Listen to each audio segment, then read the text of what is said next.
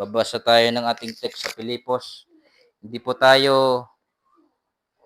po tayo natatapos sa libro ng Pilipos, and we will continue this morning sa mensahe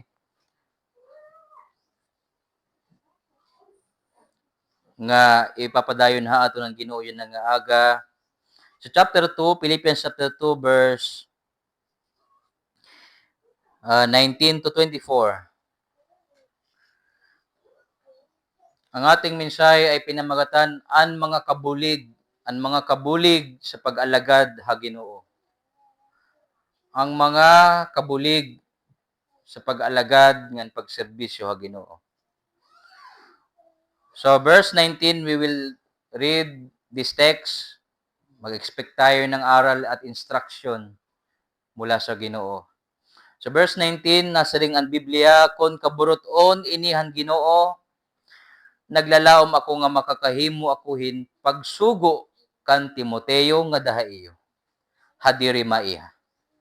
Base makadasig haakon an sumat mahitungod ha iyo. Verse 20, hiyagudla an may pagbati haakon, ngan may tinuod nga pagbati liwat para ha iyo. Verse 21, ang tagsa na mamalangala hanira kalugaringon nga kaupayan, dirian ka ni Jesucristo. 22, nganhi kamo nga hawan maaramhan pagkatakos ni Timoteo.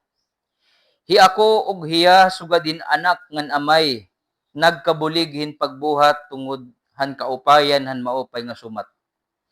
Verse 23, sanglit nakahuna-huna ako hin pagpadara ha iyo, nga daha iyo kun masayod. Sanglit nakahuna-huna ako hin pagpadara ha iya, nga daha iyo, kun masayod na ako kun ano an mahinanabo ha ako didi. Verse 24, nga nasarig ako han Ginoo, nga hadiri maiha, mahinga nga da ako ha iyo. Salamat sa Panginoon sa kanyang salita, sa pangalan ni Jesus. Amen. Tayo po'y makalingkod mga kapatid. Sa ating mensahe nung Huwebes, narinig natin na ang Kristiyanos nga pangalagad ay upod an pagsakripisyo ngan serbisyo. Nawaray iba nga panuyok kundi sa ikadidig-on hanlawas ni Kristo. Okay? Yung kaklaro ko itakon pagyayakan, basi magkamay dagap kita yung klaro nga pulong nga aton gugunitan. So diri basta pangalagad la sa imo kalugaringon, kundi imo kikitaon, sumalahit aton mensahe ng Huwebes, na imo ginbubuhat na kapadig-on han bugos, diri lahan pira, diri lahan usa, diran duwa, kundi bugos nga lawas ni Kristo ang simbahan. So, ngayong umaga liwat, sa pag-alagad sa Ginoo, diri nalilikyan nga may da mga kabulig. Amen? May da mga naupod, may mga naapi, may sumasali sa pag-aalagad. May da mga kaupod. Ngaran, tungod kay maaram kita nga si Pablo, han nagsusurat siya hini nga talata or libro, maaram kita nga si Pablo na hapreso siya. Amen? Napreso hiya tungod han pagwawali han maupay nga sumat. Mga kapatid, kung an pastor mapresohin at magpapadayon han buruhaton. Sang lididihan na aton ginbasa, may dakita na basahan nga ngaran nga anyaran hi Timoteo. Amen? Hino hini hi Timoteo. Hino hini nga tawo. Na kung kayano sa libro ha Biblia na basahan naton ng iyang ngaran, ano aton makukuha nga aral pinagihining nga mga teksto, no? So, ano sabi ni Pablo? Nasulat niya sa mga taga-Pilipos. Mga kapatid, darating sa inyo si Timoteo, kasama ko siya sa paglilingkod sa Panginoon para malaman ko kung anong kalagayan niyo diyan. Amen? Makita natin yung malasakit ni Pablo sa church. Ang kanyang pagpaid, an iya kabaraka paransing ba, bisan niya nakapreso, diri nawawarat iya pag-aalala. Amen? Ngaran nga lawasan misyonero na si Pablo, nakagapos, iti una-una, kalat, sabihin, naharayo, Nahangad to ha mga kapatiran, kamusta daw mga kapatiran? Kamusta daw laan church? Kamusta daw ang kabutangan ha pagtuohan mga kabugtuan? Mga kapatid, yan ay dinadanas ng mga nag-aalagad sa Diyos. Ano to? Malasakit sa church. Ang tinuod nga nag-aalagad, may malasakit. Amen? Hindi rin basta pangalagad, kundi makikita di dahil iya pangalagad, it iya malasakit sa mga kapatiran, sa gawain ng Diyos, at higit sa lahat sa pananampalataya ng bawat isa. So, minabuti ni Pablo na hi Timoteo ipadara. Sabi ni Pablo, susuguon ko yati kadaheyo, amen, sa verse 19, basi makadasiga akon an sumat may tungod iyo. No? Sa dami ng kasama ni Pablo, no, sa pag-aalaga sa Diyos, kaya no, Timoteo pa man. Mapatid, kung kikita-kitaon natin ang kinabuhi ni Timoteo, hinuiya. Si Timoteo ay anak ng isang Hudyo, nganit iya tatay Griego. So, kumbaga, aton ikukumpara sa ating bansa, Pilam hiya. Kumbaga, sagulit iya lahi. No? So, sa Acts chapter 16, verse 1 to 5, makita natin yung background ni Timothy. Sino si Timothy? Diri inian anak ni Pastor Ronnie, ha? Di ba, anak ni Pastor Ronnie, si Badat Timothy. Nakanian Webis. Awan na din nga Webis. So, sa Acts chapter 16, verse 1, makita natin kung sino si Timoteo.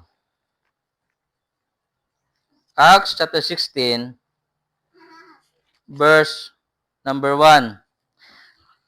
Si Timoteo ay bunga ng paglilingkod ni Pablo sa Diyos. Siya ay isa sa mga Bulighan Children's Ministry. Amen? Si Timoteo ay bunga sa Children's Ministry. Tingnan nyo. In mabuti, Pablo, Acts chapter 16, verse 1, babasahon ko po, mga buhats 16:1, in mabuti Pablo nga to Derbe ug Listra. May ada didto usa nga tinun-an nga Timoteo ang ngaran. Anak hiyahin babaye nga matinuohon nga Hudiyo, kundi Griego ang amay niya. Verse 2, dinayaw hi Timoteo han nga tanan nga mga magtinuohon Listra ug Iconio. Kakaiba ini nga bata keno. Bisan mura pa lang kanyang edad, nakikita na sa kanya ang pagiging magtinuohon. Nakikita sa kanya ang pagiging alagad. Sabi dito, dinadayaw siya ng mga kapatiran sa Listra ug Iconio. Verse 3, karuyag ni Pablo nga igupod niya hi Timoteo. Amen? Kasi gusto siya isama. Kasi nakikita sa kanya yung maupay nga karakter, maupay nga kinaya bilang alagad. Ano sabi dito? Ginturi niya hi Timoteo tungudan mga Hudiyo nga nag-uukoy didto, ito nga mga dapit nga maaram nga Griego ang amay niya. So para mailikay liwat hi Timoteo hit mga akusasyon, kaya noong nga panahon, big deal kung turi tawo o diri. Basehan ito kung maupay imo pagkatao o diri, sanglit ang ginbuhat ni Pablo para diri hira mayak na hindi rin maupay, iya nala ginbutan nga ipaturi si Timoteo. Alam niyo mga kapatid, waray maraot kung turi o diri. Ito isa sa gusto kong maging open-minded tayo. Sabagat sa Israel, balaod it kinanglan na circumcise. Sabagat nagpapakita yon na isang ebidensya na iton nga tao anak ni Abraham. 'Di ba yung tinatanggal sa lalaki tuwing circumcision, yung ring, yung hugaw ditong dulo hit ira reproductive organ. That is a sign of covenant kay Abraham, na lahat ng anak ni Abraham nilinis sa kahugawan, kaya tinatanggal yung madumi. At kapag Griego naman, hindi sila anak ni Abraham, hindi sila apilat lahi. So, ang ginawa ni Pablo, kanyang pinasunod sa nakaugwalian na pagtuturi. Ngaran di rin naman kinanglan pa. Waray man masring, baba ko yung short mo ha, tingnan ko. Waray man checkpoint kung makitaan kung circumcised ba o diri. Mapatid sa Diyos, bisan ano nga lahi, tinanggap na tayo tungod kay Kristo. Kaya nga, bisan hirabadalans, di rin natin kausa sa pagiging Pinoy, nakanira. Why? Sa Panginoon, walang Australiano, walang Pilipino, walang Intsik, walang Hapon. Lahat, tungod kan Kristo, ay nagkaisa na. Amen? At dito, sa verse 4, han pag-agi nirahan mga bungto, iginhatag nirahan mga magtinuohon, an mga turumanon nga ginkatangduan, han mga apostoles, ngan mga kategurangan dito ha Jerusalem, ngan ginpainomdom hira nga pagtumanon nira ini. Sanglit, ano siring, nagmarigon an pagtuo han mga singbahan, ngan pirmi hira nagdudugangan, pirmi hira nadudugangan kada adlaw. So, yung background ni Timothy, isa siyang kabataan na magtinuohon, naging upod ni Pablo sa pag-aalagad sa Diyos. Imagine, may full-time worker nga bata. Amen? Sa litit pangalaga sa Diyos, waray ha edad. May masring ba, sister sa Bilaw, edara naman ako, di rin ako pwede. May masring, kung may mga bisita, itira, full-time, lagas pagod. Ano man? May dangani makusog pa, diri lugod na kalagad. Ato lalugod layaw-layaw. Mas maupay nga itaton kusog na sa Panginoon, nagagamitan. Sa pag-alagad sa Diyos, diri kikita, piratim edad, kung ano tim kusog, kung ano tim kamaluyan, no, walang requirements. Ang kinanglan sa pag-alagad, pagtuo. Kay bis ka pa makarit, kung waray ning pagtuo, di ka makaalagad. Kay bis ka pa maaram, kung di waray ning pagtuo, di ka makag-alagad. Mga kapatid, ang kinanglan na hinahanap ng Diyos na nag-alagad sa Kanya, pananampalataya. Sinama siya ni Pablo, mga kapatid. At makita natin, sa 2 Timothy chapter 1 verse 5, makita natin, it mas detalyado pa nga kasaysayan ni Timoteo. Sa 2 Timothy chapter 1 verse 5, nakita niyo may libro pa nga niya sa Bible na surat ni Pablo para haiya personally. Sa 2 Timothy chapter 1 verse 5, amo inihiya nga tao si Timothy. Chapter 1 verse 5. Ano sabi ni Pablo kan Timoteo? Nahinunumdum ako, 2 Timothy, 2 Timoteo 1:5. Nahinunumdum ako han imo kinasingkasing nga pagtuo.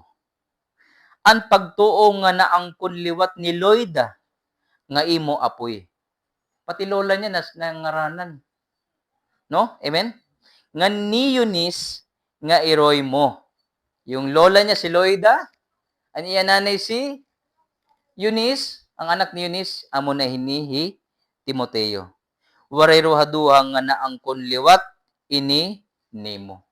Nakita niyo mga kapatid, na yung pagtuuhan lola na ipasa sa apo. Sanglit waray pinakamaupay nga pamana sa buhay ng Kristiyano, kundi ang pananampalataya sa Panginoon. Yan ang bumubuo ng mga alagad ng Diyos. Kahit hindi nila maabot ang pangarap nila sa buhay, kahit hindi nila makuha ang pinakadakilang mga butang sa kalibutan, ang pinakamataas na posisyon sa pag-aalagad sa buhay nito ay maging alagad ng Diyos. Ani mo agaron na ang Diyos amay, ikaw ni iya surguon. Sabi ni Pablo, naalala ko yung pamilya mo, Timoteo.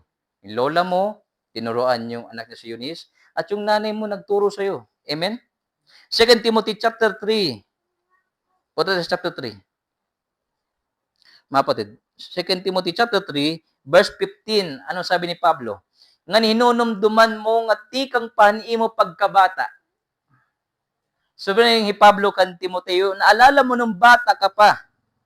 Hinbaroan mo na ang baraan nga kasuratan. Amen. Nga nakakahatag ha imo hinkinaadman nga nagtugway ha imo ngadtuhan katalwasan. Pinaagihin pagtuo kan Kristo Jesus. Nakita niyo mga kapatid? Ngaran bata pa, pwede na maligtas. Paano? Pagunitin Biblia.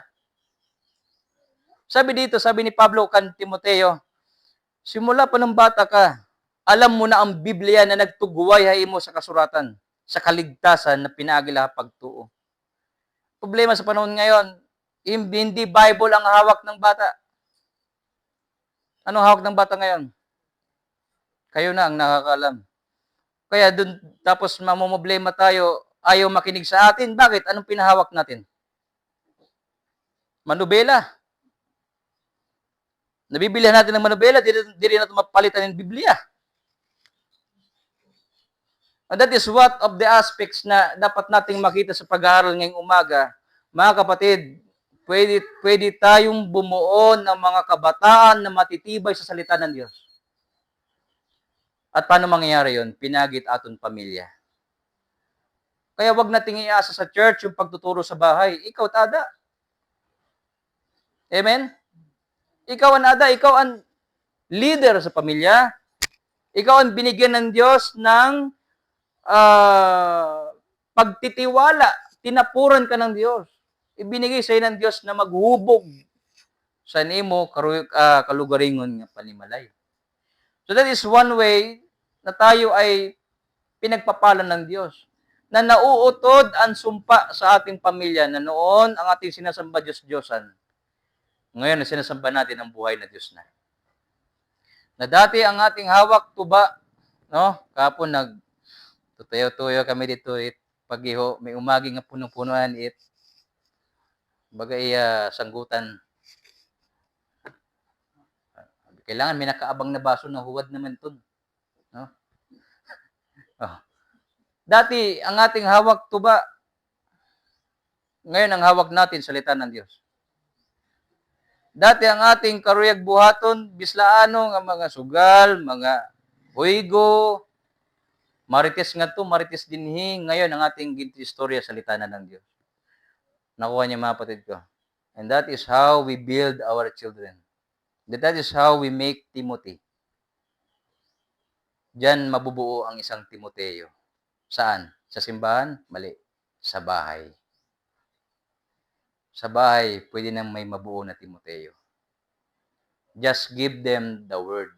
Tagilahiran pulong sa Ginoo. Umaya sa pastor, hindi yan laging kasama ni pastor. Amen? Kaya, I ask everybody to be concerned about our family.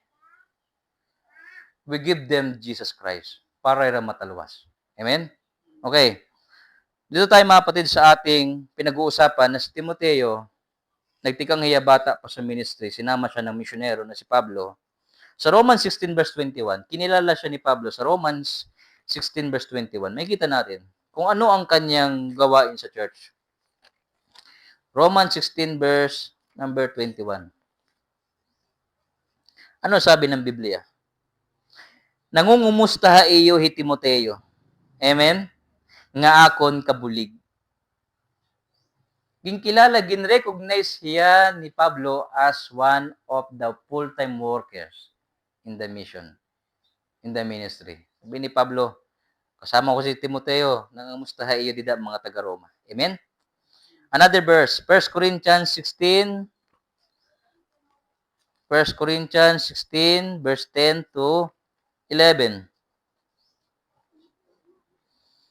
1 Corinthians chapter 16, verse 10 to 11. 1 Corinthians 16, verse 10 to 11. Kundi, kung mahingada hi Timoteo, upayan iyo pag-abi-abi ha iya. Kay nagbubuwat hiya parahan Ginoo sugad haakon.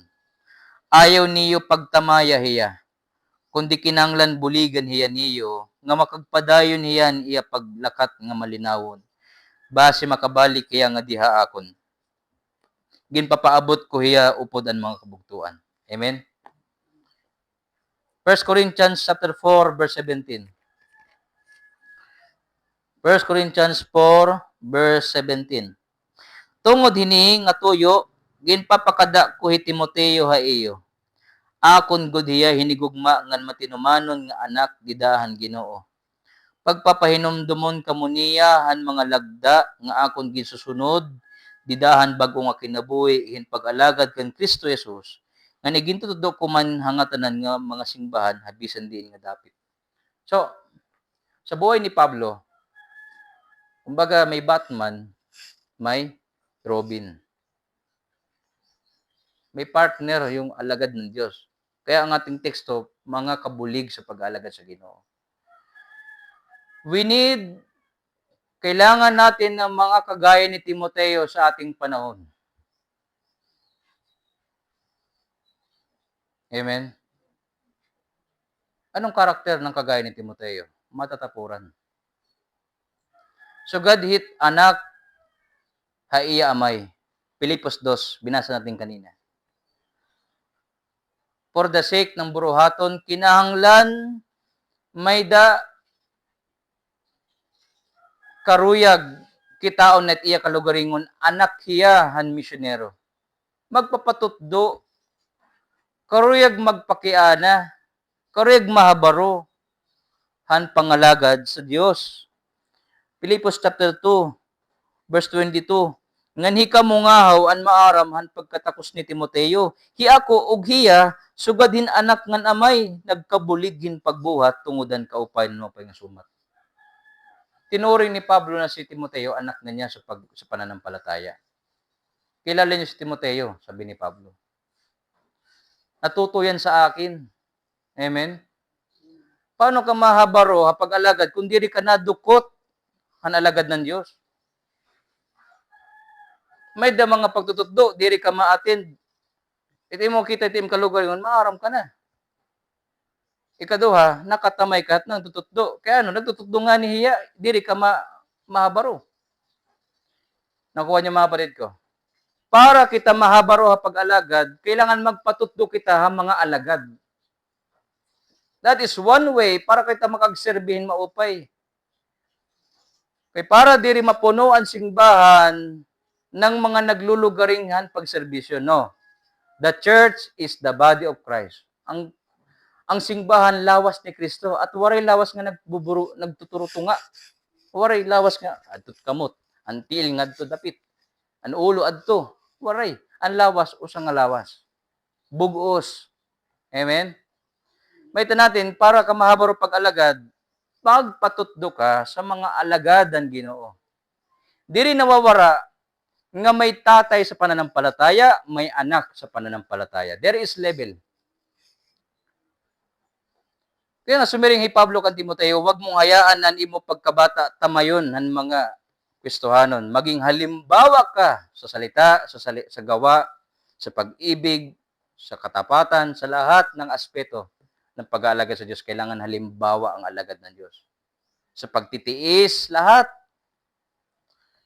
Mga kapatid ko, kinanglan naton kilalanin na diri kita maaram para kita mahabaro. Kaya sa simbahan, maraming diri nagagamitan kay ga sinira maaram na hiradaan. Diri to na siya. Magpatutdo kita para kita matuto.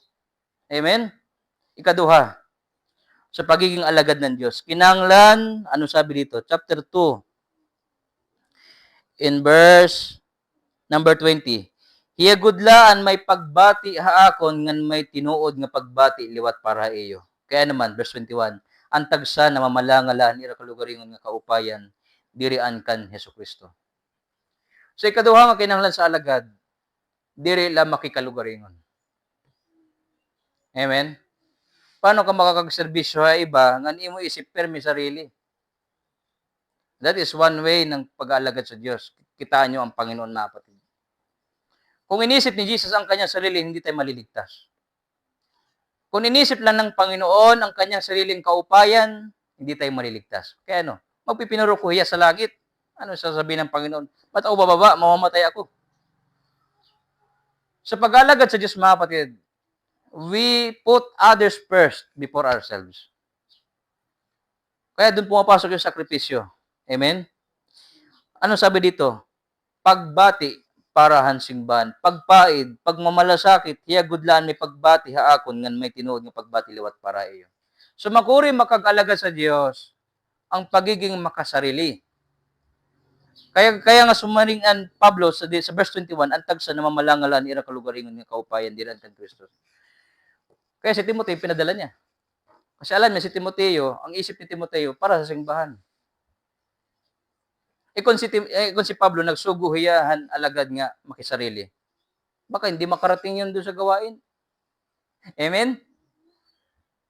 Kaya hindi tayo basta-basta nagtitiwala ng ministry. Ginpoproibahan anay naton. Kaya ano, kapag ang ministry nagka-problema, damay-damay ang lahat ng mga gawain sa iglesia. We need to show character. Kinanglan magpakita kitahan kinaiya nga sugad kani sa Kristo. That is why we train, we disciple, we teach how to serve the Lord. Hindi nila basta pangalagad, kundi ginaano it pangalagad.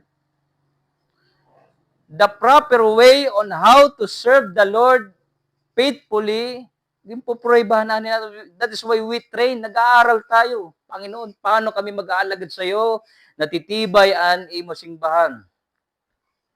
That is that number 2 na kinanglan. Ano yung kanina? Kailangan na nagpapaturo. Ikalawa, kailangan may malasakit sa church. Amen? Yan ang mga katulong sa gawain ng Panginoon. Ikatulo, waray iba nga ginahuna-huna, ano sabi dito, kundi an maupay nga sumat. Verse 22, ngan hikamungahaw, an maaraman pagkatakos ni Timoteo, hi ako og hiya sugad anak ngan amay, nakabuligin pagbuhat, tungudan kaupayan an maupay nga sumat. Siyang lit nakahuna-huna ko in pagpadaraha iya nga daha iyo. Kung masayod na ako, kung ano an may hinanabo, ha akon didi. Amen? So, lalaki ang gawain. But first, we need to be disciples. Kailangan maging disipulo tayo ng Panginoon. Kagaya ng inyong pastor. Alam niyo mga kapatid, bago ako i-dispatch siya ng mayor gadinhi, ba daw? Di rila training nga estudyo ang ginaagian ang pag-alaga sa Diyos. No. That is why may seminary. Andi da nga certificate gawas diriton basta pagparaya. Kundi gusto ko ipakita iyo nga inmagi ko training.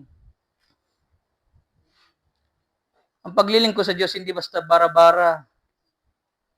We need to be trained. Atin kitahan mga pag-aaral, pagtututdo. Atin tayo ng mga serbisyo.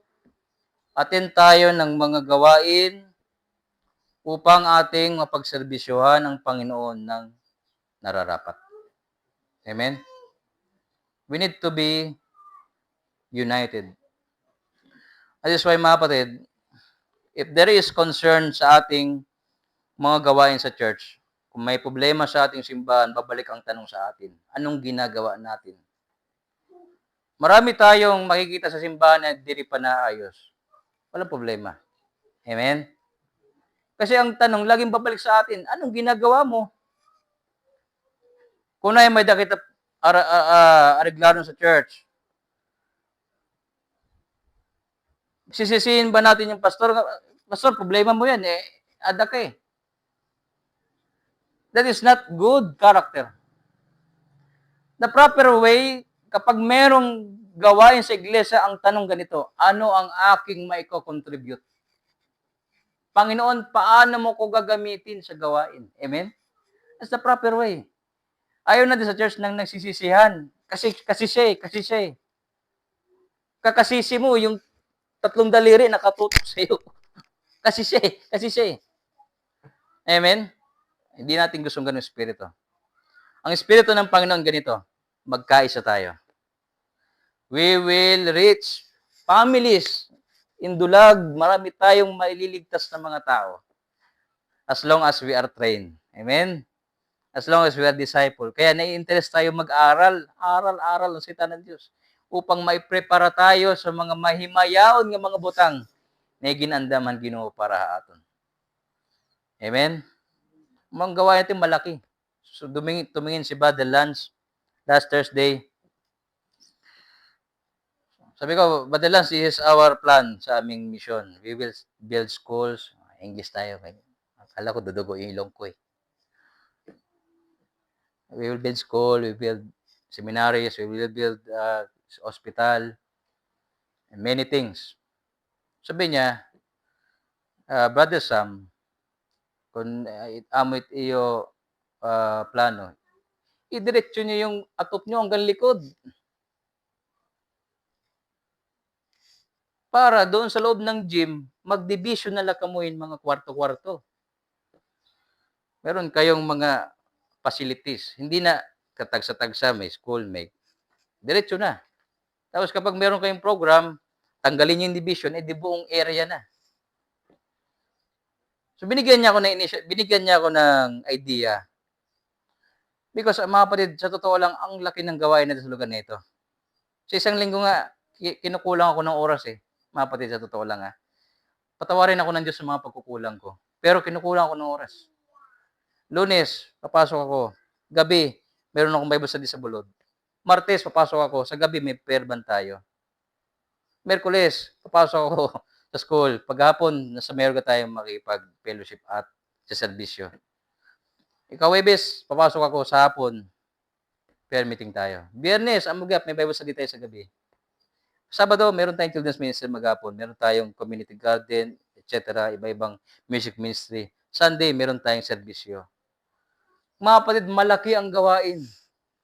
Tumingin tayo ang lawak ng palayan. Hagna ang lawak. Ang tanong, sino ang malusok? Kung damot aranihon, kinanglan damo it, mag-aani. Amen? And that is our prayer this morning. Lord, send us. Padadi kami damo nga Timoteo. Padadi kami mga makakasama sa pag-alagaday mo. Kay dako ang buruhaton. Imagine dulag, ilang barangay ang dulag? Sister, 45 barangays. Nasaan yung mapa natin? Mapa natin. Ang naiikot pa lang natin ay ilang barangay na? Dakhay, Kamote, Bulod, San Isidro. San Isidro, hindi pa ubos. Kay Kutob pala kami kinda panganay nanay Nor, dito nga balay. Yuhing. Kutob pala kami kinda Yuhing. Wala pa magdiretso nga to. Ano pang barangay? Wala pa kalubian. Mga parid, 45 barangay. We need rescue. Kailangan namin ng co-laborers. That is why harayo pala nag-a-announce na tayo. Mga patid, amo ini, 1 month pa lang ina-announce sa GC. Tapos makikita mo, unti lang sasama. Ano mangyayari sa pastor nyo? Ano mangyayari sa mga naupod? May hikayat o hindi may hikayat? Ano nimo to sa kaoras lang nga pag-upod? Kumparahan imo iba nga buruhaton. Kaya kung may hindi naliligtas, sa church ang sisi niyan. We need co-laborers in the ministry. Kasi ayoko yung mga kasama ko manghina. Ako, sanay ako sa panghihina eh. Misa, pinapabayaan ako sa ministry, kaya okay lang eh. Yung mga kasama ko eh, naalala ko. May sumama nga, hindi pa member eh. Pinapangpronta namin sa aso eh. Natatakot. Na, aw. Pastor, takot ako sa ayam eh. Sabi ko, sige, ako na lang. Una kami. Hindi member, sumasama. Tapos magtuturo ako ng ganito, hindi ako maintindihan. Bahala ang Panginoon magturo sa atin. Pag blessing, masaya tayo. Pag pagsubok, ayaw na. Ano gusto natin mangyari? Babalik na ang Panginoon. Gamitin natin ang kaligtasan natin sa mabuting paglilingkod. I hope this morning may nakuha tayong mensahe. We need Timothy na magiging surrender sa Panginoon, sa kanyang paglilingkod sa Diyos, bibigyan niyang panahon pag-alaga sa Diyos. In everything, every way. Handang magpaturo. Ikalawa, nagmamalasakit sa gawain ng Diyos. Dalawa yan, it will fire up, magkakalayo ang mauping asumat sa lugar nito. So, let us pray, dadaan tayo ng Panginoon ng mga makakasama. Last Sunday, nag-preach tayo sa Mayorga, hapon, sinabihan ako ni Pastor Felix, mag-preach ka sa hapon. Nag-preach tayo, ang binsahe, fear not. Ay, kadlok. Naikwento ko dun sa Mayorga yung natumba si Battle Lance. Sabi ko,